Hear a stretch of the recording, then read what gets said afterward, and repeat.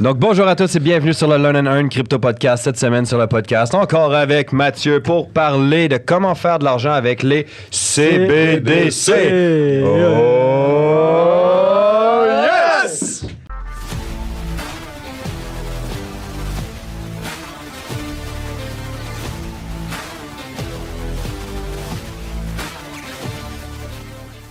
Donc, comme vous savez déjà, nous ne sommes pas conseillers financiers. Tout ce qu'on va voir ensemble aujourd'hui ne peut pas être vu comme un conseil financier. Vous devez faire vos propres recherches, analyser des décisions. L'investissement en trading, c'est risqué. Risque, ça veut dire potentiel gain, mais aussi potentiel à perdre, avoir grande perte. Donc, toujours utiliser de l'argent, vous ne pouvez pas permettre de le perdre. Oh! Il est chaud, hein? Il est fort. Il est fort. Lui aussi. Attends, prochain épisode, je te fais un beatbox encore plus. So, faites attention aussi, il y a des scams sur Instagram, des pages Facebook qui copient le nom de nos pages, de l'académie, du podcast, de nous. Faites attention, c'est des scams. Donnez pas votre argent à des gens qui vous disent qu'ils vont le mettre dans un truc de minage où vous allez faire 10 000 $ par jour. Du cloud mining. Ouais, là. En tout cas, faites pas ça. Alors, gros sujet aujourd'hui parce que les CBDC, on a réalisé, c'est souvent... Dans la vie, on peut toujours prendre une information et soit décider que c'est quelque chose de bon, soit que c'est quelque chose de mauvais. Ce sont des monnaies digitales, des crypto-monnaies digitales créées par le gouvernement. OK?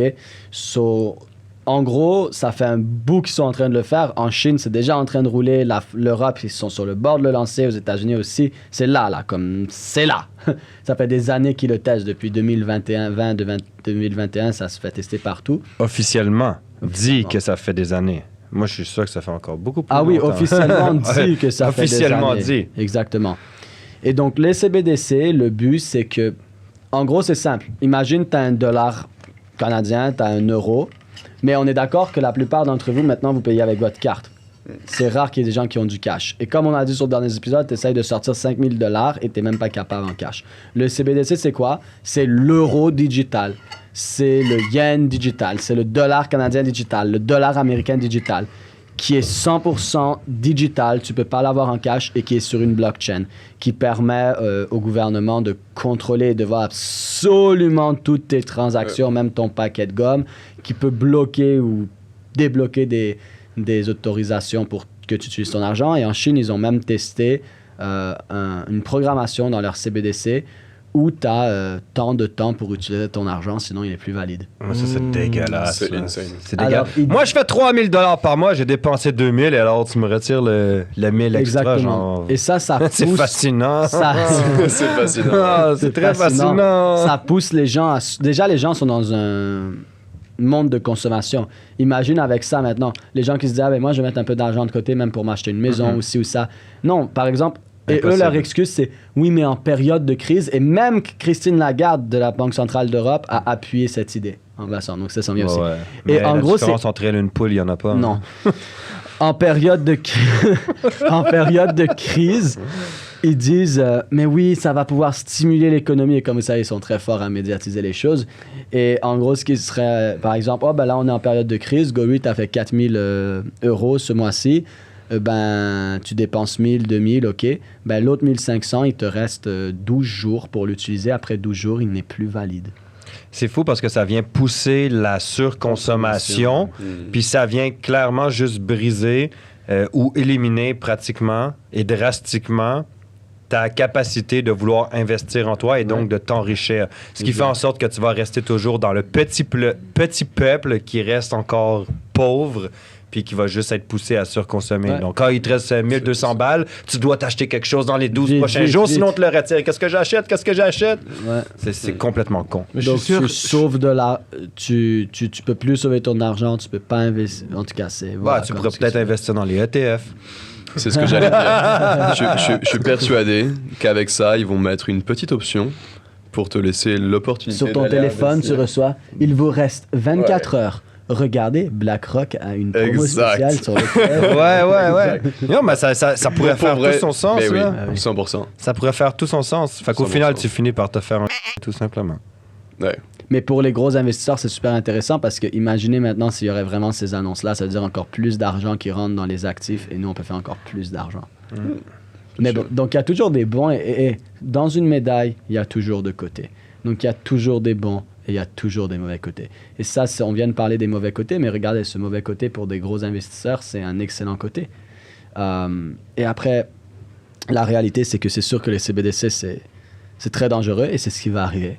C'est normal, c'est la prochaine étape. On a eu des pièces, on a eu des billets, on a eu des cartes de crédit, des cartes de guichet. Et maintenant, c'est les CBDC, des monnaies digitales. C'est normal. Ouais, et les même gens qui maintenant, se tu disent... payes par PayPal. Genre, t'as Ouais, ça dans ton exact. téléphone, tu te pointes, Puis c'est tu fais ça. avec ta face, Et les mets ton CBDC, visage, ça va clic. plus loin que ça. Les CBDC, ils sont déjà en train de tester pour te mettre une puce dans les Ouais, mains. j'ai vu. Et tu n'as même plus besoin d'avoir ton téléphone. Mais T'as ils l'ont ta- déjà en Chine, ça. Ouais. Ouais. Mais même en Ils l'ont Europe, déjà. non, ils ont commencé à le mettre, puis ils donnent des 2000 € par mois aux gens qui veulent le tester. Ouais, no shit Sherlock, man. Ouais, Moi, tu tu vas me pas me mettre payeras une jamais puce assez cher pour que je dans la charge. main, man.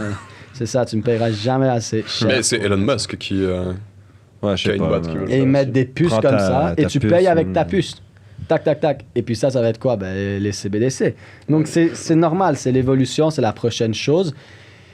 Et ce qu'il faut réaliser dans tout ça, c'est que oui, il y a ces mauvais côtés-là qui sont très mauvais. Après, il y a des très bons côtés pour les investisseurs, comme on a pu voir, parce que si ça pousse les gens à surconsommer, ben, ça veut dire quoi? Il y a des entreprises qui vont faire de l'argent, il y a des investisseurs qui vont faire de l'argent. Donc, il y a toujours deux côtés à la médaille. C'est juste une question de perception. Tu sais, de quel Exact. côté tu veux être. Est-ce que tu vois le tout comme la masse ou tu t'éduques suffisamment pour avoir une idée, une perception du point de vue investisseur? Donc, c'est sûr que tu sais, du point de vue investisseur, Ben oui. ce qui n'est pas la masse. Tu comprends? Donc, c'est Non. juste un faible pourcentage où ce que ça va être profitable pour des personnes.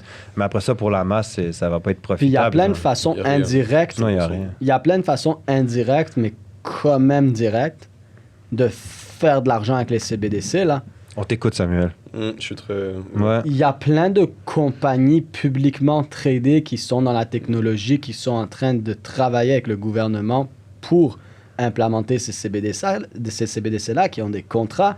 Ces compagnies qui sont dans la technologie, dans l'Internet, etc., dans l'information, c'est des compagnies qui sont publiquement tradées. Ça veut dire que tu peux aller acheter leur stock. Ça veut dire que s'il y a des milliards qui rentrent grâce à ça, parce qu'on est en train de travailler avec le gouvernement, et on sait qu'il n'y a jamais mieux que travailler avec le gouvernement, surtout quand c'est les États-Unis, Banque centrale d'Europe et des choses comme ça, tu sais qu'ils vont te payer, et ils vont te payer beaucoup plus cher que ce que ça devrait vraiment être. Et donc, ces compagnies-là, ben, ils ont la possibilité de voir tout cet argent qui rentre et donc leur stock exploser. Après, il y a même des compagnies crypto.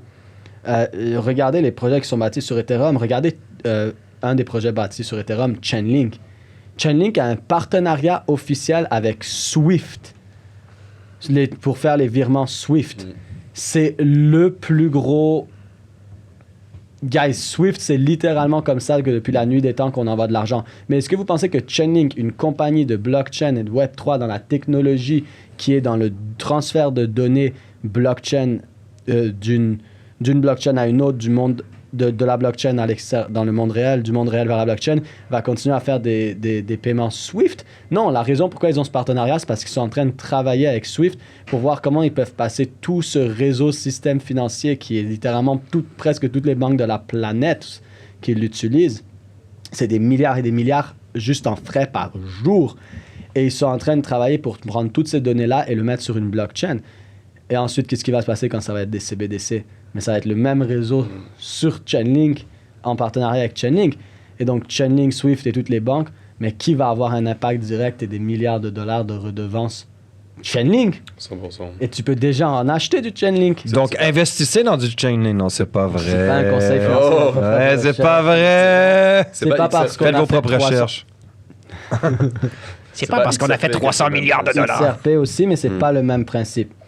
Chainlink, c'est un oracle. Chainlink, son but, c'est de prendre le nouvel or, guys, c'est les données, c'est les data. Il y a toujours une époque, OK? Il y a eu l'or, il y a eu le pétrole, mais le nouvel or, c'est quoi? C'est les data, c'est les données. C'est comment est-ce que je peux garder ces données quelque part, comme le cloud storing. Mais c'est tout relié aux données. Le vrai cash maintenant, le vrai pouvoir, c'est les données. Comment je peux garder des données électroniques quelque part? Comment on peut les envoyer d'un endroit à un autre? Et puis c'est ça qu'il fait. En fait, Chainlink, qu'est-ce qu'il fait? C'est que les blockchains, ils étaient toutes séparées. Les données tournaient entre les blockchains, mais ils n'étaient pas capables de se partager l'information. En fait, Chainlink fait un pont entre, exemple, la blockchain d'Ethereum et la blockchain de Solana pour qu'ils soient capables de se transmettre l'information. Mais aussi, maintenant, ce qu'ils font, c'est qu'ils sont capables de prendre, exemple, la blockchain d'Ethereum et d'envoyer de l'information qui est dans la blockchain d'Ethereum vers notre monde réel, vers nos finances traditionnelles, etc.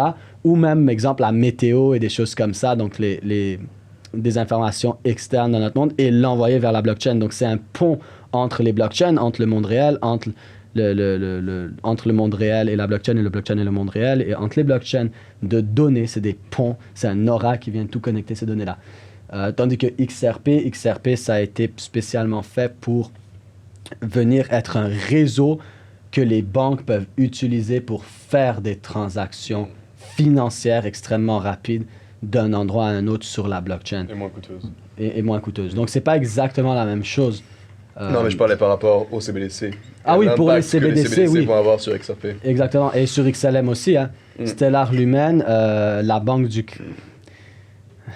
Il y a des mois et des mois et des mois avant que tout parte en vrille avec l'Ukraine et la Russie, même plus que des mois, XLM, Stellar Lumen, a fait un partenariat officiel avec le gouvernement de l'Ukraine et avec la Banque d'Ukraine pour commencer à mettre toutes les transactions, toutes leurs transactions financières et utiliser les transactions financières, utiliser la blockchain de Stellar Lumen. De là, ils ont même parlé du CBDC, qui allait aussi ensuite être en partenariat et bâti avec Stellar Lumen. Et quelques mois après ça, la guerre a commencé en Ukraine. C'est parti en couille, là. Comme par hasard, juste après ça. Et les États-Unis ont commencé à donner énormément d'argent à l'Ukraine. En tout cas, je vais pas aller là-dedans parce que la guerre, c'est triste. Et je dis pas que c'est un complot ou pas. Est-ce qu'il y a des gens qui meurent? Est-ce qu'il y a des gens qui souffrent? 100%. Et c'est extrêmement triste de le voir. Ce qui est encore plus triste, c'est de savoir qu'à la fin de la journée, la vraie intention là-dedans, c'est du contrôle du pouvoir et de l'argent. Ah ouais, 100%. Mais c'est ça qui est dégueulasse, c'est qu'il y a des Les gens qui meurent crèvent pour le contrôle du pouvoir et de l'argent. juste pour le contrôle de pouvoir et d'argent. C'est... Et je ne sais plus pourquoi on disait ça, mais en tout cas, les CBDC, justement, ils vont avoir plein d'impacts indirects où, au lieu de regarder le mauvais côté, regarde comment tu peux l'utiliser à ton avantage. Parce qu'on peut soit se plaindre et essayer de résister, mais tu ne pourras pas résister. Quand tu essaies de résister à la technologie et à l'avancement, tu te fais avaler. Donc même nous, éventuellement, les CBDC, c'est ça qui est ça. It is what it is. Et les gens qui disent « Ouais, mais comment ils vont faire? Ils ne peuvent pas arrêter l'euro demain matin ou le dollar canadien. » Excuse-moi, il n'y a pas si longtemps, il y avait le franc en France. Et ils ont dit quoi? Vous avez tant de temps pour ramener vos francs, sinon après ça, ils ne valent plus rien. Donc, vous les ramenez à la banque, on va vous donner l'euro qui vaut le nombre de francs que vous allez nous ramener, on va vous donner de l'euro à la place. Si vous n'avez pas ramené tous vos francs de telle date, ça ne vaut plus rien. Scarcity. Dis ça maintenant. Dis ramenez tout votre argent cash à la banque, vous avez tant de mois pour le faire avant telle date, parce qu'après telle date, il n'y a plus aucun billet qui vaut quelque chose. Ça va être fait comme ça. C'est fini, là. Ouais, pour C'est contrôler la population. C'est sûr. C'est juste insane. C'est du gros scarcity, c'est de l'effet de la Puis pression. de toute façon, tu es de la peur. obligé de le ramener parce que si vous lisez sur vos billets, c'est bien écrit, même les billets américains, canadiens, l'euro, etc., c'est écrit « Ce billet est la possession de la Banque centrale d'Europe ou la Banque centrale du Canada. » Et si tu lis sur ce billet, c'est écrit noir sur blanc que légalement, ce billet ne t'appartient pas. C'est pour ça que si tu le brûles, tu le déchires, ou des choses comme ça, c'est un acte criminel. Donc légalement, tu es même obligé de le ramener si tu demandes de le ramener. Qu'est-ce qui va arriver au marché du Forex quand ça va arriver? Tu parles, toi? Actuellement, c'est lui là, qui arrête pas de parler. Il pose des questions, il pose des questions. Là, la machine, elle était allumée maintenant. Qu'est-ce qui va arriver au marché du Forex? Parce que c'est juste des devises. Ça change des pays. rien. OK. Si tout d'un coup, ton dollar canadien, au lieu d'être un dollar canadien classique qu'on pouvait avoir en cash, c'est un dollar canadien qui est complètement digital, que tu peux plus avoir en cash et qui est sur une blockchain. Ça change rien. So, par exemple, les francs, les gens qui avaient des francs, puis là, ils ont changé en euros. Qu'est-ce qui s'est passé dans cette situation-là? C'est la même chose? Ben, c'est sûr que ça a créé à long terme beaucoup moins de pouvoir d'achat pour les Français. Là. Mais directement, maintenant, il n'y a aucune différence. Parce que là, c'est pas comme nécessairement on change d'une devise à l'autre. C'est juste on enlève le cash en papier de la circulation et on met tout sur une blockchain. Mais pour toi, dans ta vie de tous les jours, au début, ça n'a pas de différence. Là, l'économie va continuer à rouler. La seule différence, c'est que maintenant, ton dollar canadien, ben, il n'existe plus en cash et il est sur une blockchain. OK. Puis Ouais. qu'est-ce que- Comme on privé. disait C'est une sur blockchain le- privée, là. C'est pas une belle blockchain Non. décentralisée, c'est une blockchain privée contrôlée. C'est ça. Comme on disait, ça fait déjà plusieurs Ça années change que rien pour le ça a Forex. déjà commencé parce que je veux dire, tu vas payer avec ta carte pour aller acheter quelque chose ou tu payes PayPass maintenant, ta Visa, tu comprends? Donc, tu es déjà en train d'utiliser le processus Ouais. numérique. Ouais. Donc, ça fait déjà un bon moment que l'argent cash a commencé à disparaître de la rue, si je peux dire ça Ouais, comme ouais, ça. Ouais, c'est ça. Puis tu peux même payer avec ton téléphone maintenant. Donc, c'est déjà... Le processus est déjà ancré. Puis même moi, au début, je voulais pas mettre ma carte de crédit sur mon téléphone. J'étais comme, je truste pas cette Ouais. shit-là. Et aujourd'hui, j'ai ma carte de crédit. Mais je m'en fous parce que, tu sais, je me suis fait quoi, hacker deux, trois fois ma carte de crédit. T'appelles Desjardins, ben... monsieur, est-ce que c'est vous qui avez fait un achat à telle place? C'est en Floride, je te parle en ce moment et je suis au Québec, man. So, ils font juste te rembourser, ils coupent ta carte de crédit, t'en vas renvoyer un autre. Puis, Ouais. puis qu'est-ce qui va arriver comme... Après, pour finir de Vas-y. répondre à ta question, peut-être qu'il y a un côté auquel je pense pas maintenant, parce que c'est pas des questions que je me suis posées, et la qualité des questions que tu te poses t'amène à la qualité des réponses. Ouais. Et je me suis pas nécessairement posé ces questions-là, mais vite comme ça, je vois pas nécessairement en quoi ça changerait, parce que pour le Forex exactement, ça change rien. Même dans la vie des gens, ça va. Ben, ils vont avoir l'impression que ça change rien au début. OK. Puis, puis par rapport à... tu vois, eux, ils vont être au courant de l'argent qui rentre et de l'argent qui sort. Maintenant, est-ce que ça va impacter négativement, admettons, les wallets décentralisés de crypto? Qu'est-ce que tu veux dire? Parce que les wallets qui sont décentralisés, comme par exemple Exodus, Ouais. OK? Personne ne sait combien... il n'y a aucune manière pour les gouvernements de savoir combien d'argent qu'il y a dans ces genres de wallets-là. So, est-ce qu'il y a... C'est faux. Ah ouais? OK. Oubliez pas que tout ça, c'est pas anonyme, c'est pseudonyme. C'est ça. So, le gouvernement est capable de savoir, par exemple, si tu, honnêtement, il y a déjà des logiciels qui sont capables de tout tracer et de faire un approximatif de ça, c'est sûrement le wallet à JP. Ils peuvent pas dire salé, mais ils ont pas mal raison Ouais. normalement, Ouais. ces logiciels-là, et ils viennent calculer exactement ce que JP a dedans. Moi, maintenant, tu m'envoies une transaction, là. Tu m'envoies du Bitcoin de ton... tu m'envoies de l'Ethereum de ton Phantom. Ouais. Puis je sais que c'est toi qui me l'as envoyé. Je retrace la transaction, ça me donne ton wallet et je peux voir toutes les transactions que tu as fait. Hmm. Là, le faire manuellement, c'est long, mais si tu mets un robot là-dessus... Là où ce que je pense que ça peut impacter, c'est les gens qui ont du cash, qui achètent cash Ah oui. à une personne en P2P. Ça, c'est Fine, fini. je veux dire, Les c'est chill en ce moment, serveuses, tu sais pas, là, tu comprends? Par contre, lorsque le digital, comme le CBDC, va être implanté, toi, tu te fais payer de cette façon-là à ton emploi, tu n'as plus de cash, ben, tu l'envoies de là à là, ils vont suivre la transaction de là à Ils là. peuvent ils prendre suivent la des taxes et transaction. les impôts et tout directement. Tu sais, maintenant, des fois, tu vas mettre comme un tips ou tu... Là, c'est comme on pourrait te le retirer automatiquement. Moi, je te fais un cadeau de Noël, je t'envoie 1 000 $. Voilà, pourquoi t'envoyer 1 000 $? Eh ben, tu dois... Comme tout est tracé, tout est... Comme tu fais tes impôts... t'as reçu 500 $ en cadeau de ta blonde. Ouais. Parce que théoriquement, tu sais que tu dois payer des impôts. Ben, sauf si c'est un cadeau d'anniversaire, et ça, c'est un autre truc. Mais on va pas rentrer là-dedans. Ça, c'est une autre façon. Mais... Moi, c'est ma fête à tous les jours. c'est marrant. Tous les jours. Hier, j'étais JP. Aujourd'hui, je suis Paul. Demain, je suis Benoît. Et c'est ma fête tous les jours. Aujourd'hui, je suis Marcel. Mais, ouais, c'est ça. Je pense. Ils peuvent déjà le voir environ. Mais c'est sûr que là, comme disait JP, quand il n'y aura plus de cash et tout, là, ils voient tout, ils savent tout. Ils peuvent bloquer ton. Ils pouvaient déjà bloquer ton argent en faisant une injonction avec la cour et puis bloquer ton compte de banque. Normalement, s'ils le font, ça va passer. Mais là, tu réalises qu'ils pourraient le faire là maintenant. Ça nous tente plus, t'es un terroriste. Bloque ton argent. Ben, En fait, l'idée de te contrôler de A à Z sur tout ce Exact. que tu fais. Mais c'est ça que le World Economic Forum, ils ont dit. Hein?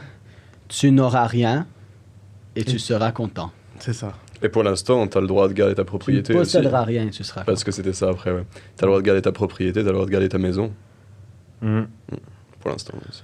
Même pendant le temps vers la fin du temps de COVID ici, il y a un des politiciens qui... Non, c'est sûr qu'on sort un peu du sujet. Le truc qu'ils Mais- voulaient louer là. Non, mais il disait que si tu avais de la difficulté comme sur ta maison, tu avais la possibilité de revendre ton terrain comme au gouvernement. En fait, le gouvernement détient le terrain, mais pas la maison.